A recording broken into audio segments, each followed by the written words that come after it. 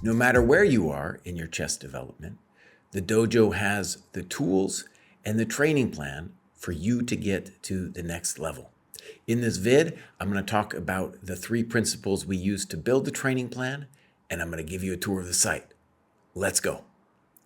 So before us, what we see is my profile, and I'm just going to draw your attention to a couple things. In the upper right here, this is my heat map, and I can expand that thing. And this shows what I've done. And the green check mark is a week, and that shows whether I hit it or not. My goal, and we're going to talk about how you can set that goal. The different colors represent the different buckets. The orange bucket is the games and analysis. And here I was in October, I was reviewing my own games. The shaded, that was the World Championship, where we at the dojo were doing our engineless commentary of the amazing World Championship match. Purple, the middle games and strategy books. Green, tactics. And you can see I'm kind of working my way through material as we go. Now, the first principle of the dojo is that in order to improve at anything, you need a structure that you commit to and that you follow, right?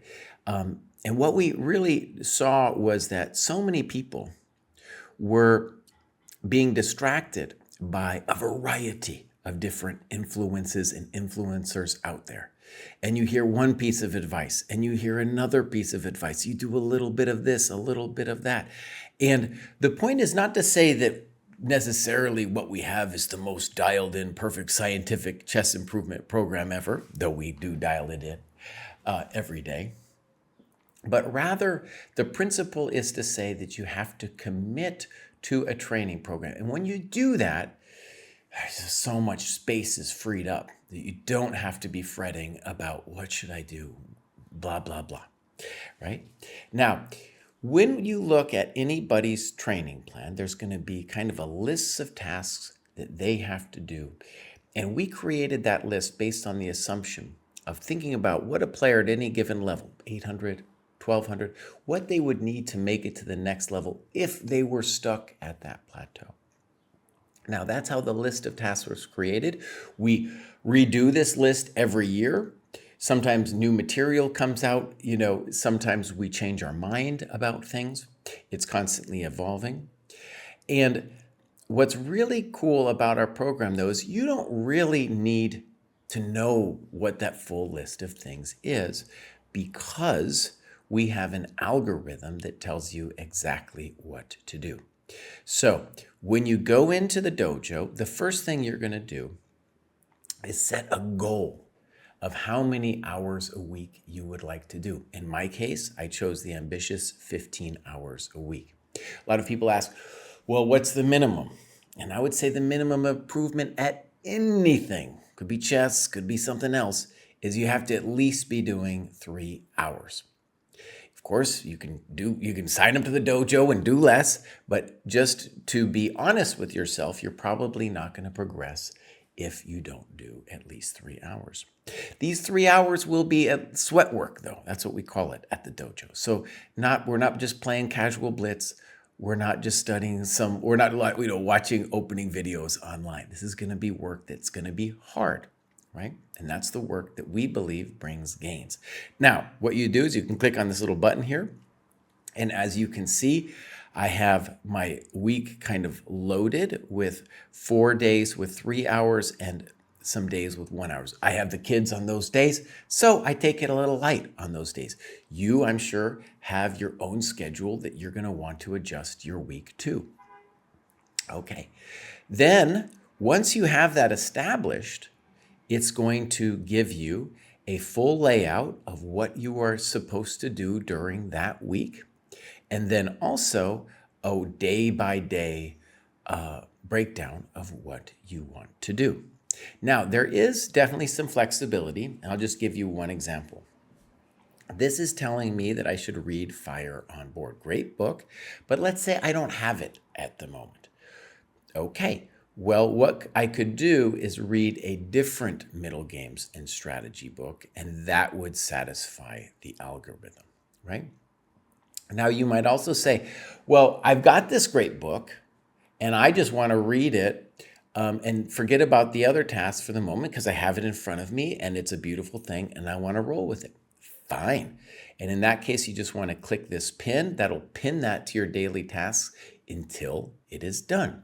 And the beauty of the algorithm is once you're done with that book, it's not going to be sending you to middle games and strategy for a while because you've done your bit on that. In my particular case, when you look at my buckets, my weakest bucket is the openings bucket. So it's always going to be on me with that one. It's going to be like, Jesse, buddy, you need to do some more opening work. And that's correct. That's what I need to do. Okay. The next principle of the dojo is very simple, and that is you need to play longer games and you need to go over those games. Very simple principle, goes back to the Soviet school. It's been around a long time, tried and true, and definitely the way I became a GM as an untalented player by reviewing my games. So one of the things we have here, as you can see, we have classical games that were played in the last year, and there you see I have 22 out of 40. Not great, Jesse, not great. And 40 is a great benchmark of saying that's the amount of games you need to play in a year to progress. And so one of the things about this, though, is the lower rated you are, the faster that time control can be. So for example, at the higher cohorts where I'm at, you have to be playing at least a 90 plus 30, 90 minutes plus 30 seconds increment. At the very lowest cohort, let's say 0 to 300, there you can play a 30-minute game and that will count toward this. Our experience at the dojo has been that it takes a little time before your muscle, your chest muscle, is ready to think for an extended period of time. So let's continue now with the second principle of the dojo, the games, and we're going to go to our games over here. We're going to hit analyze a game just so I can show you some of the things that we have going on here. The most important is we have a dojo database. And these are the games that dojoers have annotated themselves. I would say of all the things in the dojo, this was the thing at the beginning where I was like, I don't know if people are going to actually do it because it's so hard to do the critical work of going over your game. So a massive surprise, enjoyable surprise that so many people took to this and have been improving for years doing it. We came up with this monster book called How to Analyze Your Games. We have some essays in there, but the heart of the book are precisely these games. And you can find those games, of course, on our database. We also wanted to put it in a book form to highlight what we thought were some of the best annotations from each cohort. And also, some people might want to study things offline.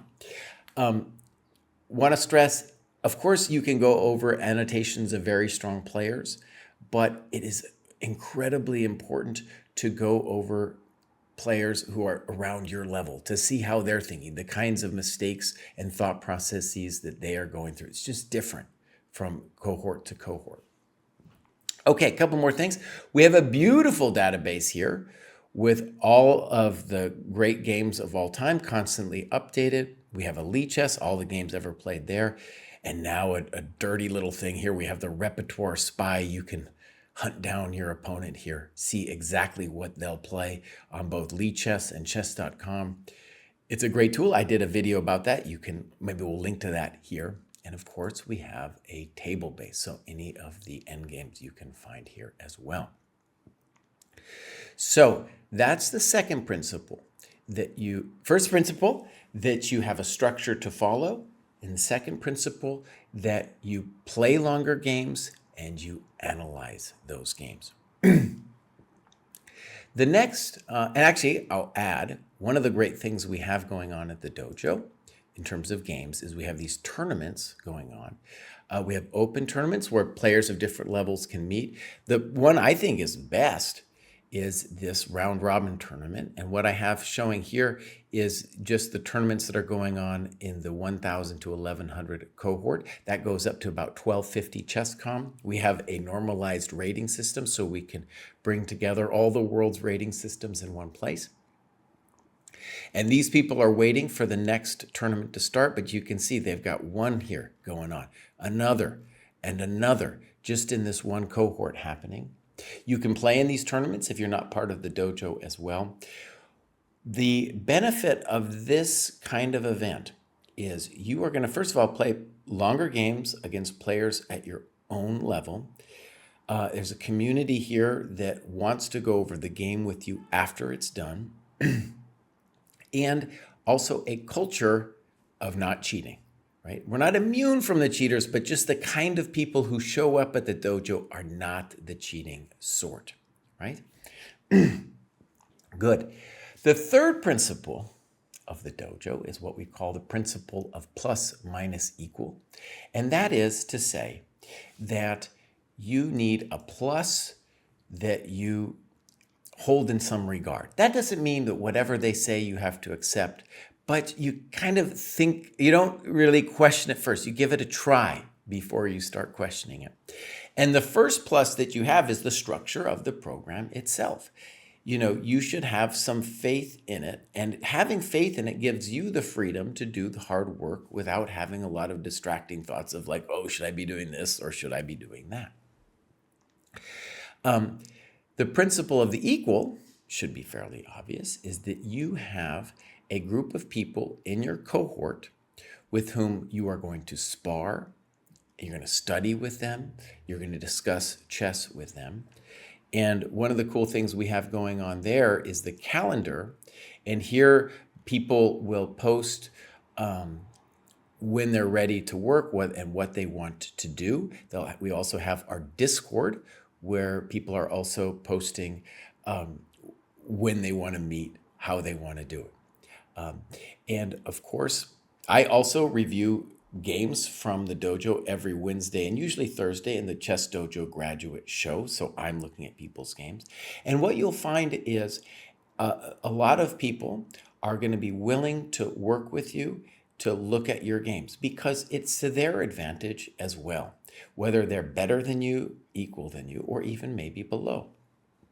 And the principle of the minus is maybe the hardest for people to understand, but I really want to sell it to you here, is that if you help somebody lower rated than you, it's not just for their benefit that you're doing that. When you can explain something in your own words, chess concepts, for example, chess ideas, chess variations, and you can put it into words, it will help your chess thinking. It will help you become clear. I can definitely say from my own experience, I've done a lot of chess teaching, very much helped me. Okay, a couple more things I want to point out.